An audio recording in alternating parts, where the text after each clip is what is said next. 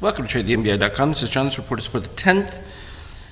Well, we got the little pop that we were looking for to break out into the new highs and pull ourselves to the 23. We were talking about this the other day, that from the intraday chart we were seeing the press towards the 23.95 range. There was a lot of accumulation right at the 89, and that would propel us over the 23, and sure enough the momentum did that, and we could see that the cyan breaking underneath the red, which we'd already seen on the NASDAQ. So this was the S&P catching up to where the NASDAQ was already leading. And if we take a look at that, you can see the NASDAQ, that started all the way, right back here when it broke below, and that signaled that we were on a new run.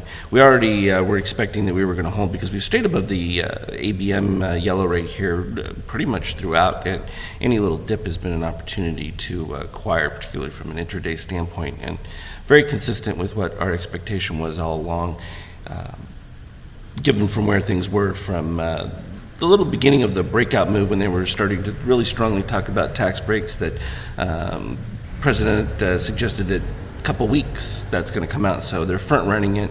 Hard to imagine it's going to be more spectacular than the market is already priced in, so it's one of those, you might see some pre-selling at the news before something like that actually takes place.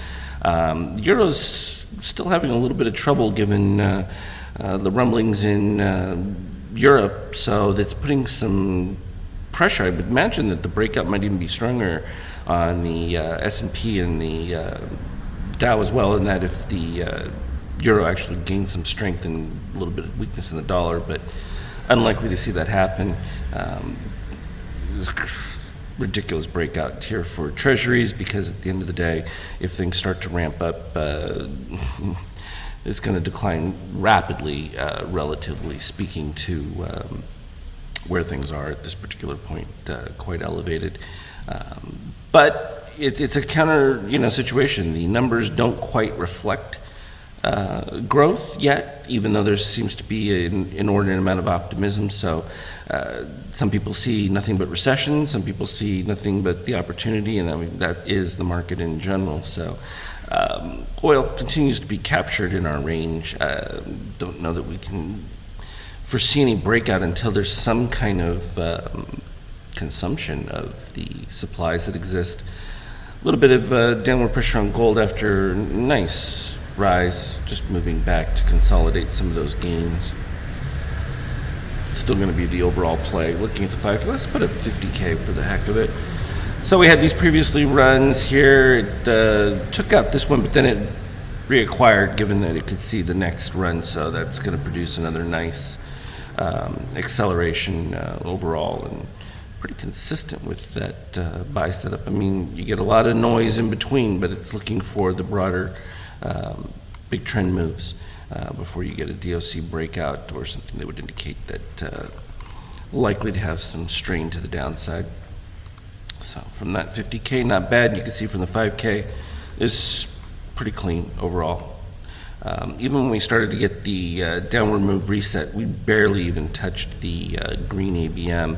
I think that was the only time that we ended up with cyan right there for a single bar, and then gave an opportunity, which was another situation for another buy as you dip below. And that popped, came right back, but this is typically what happens when you hit a breakout move like this during the day.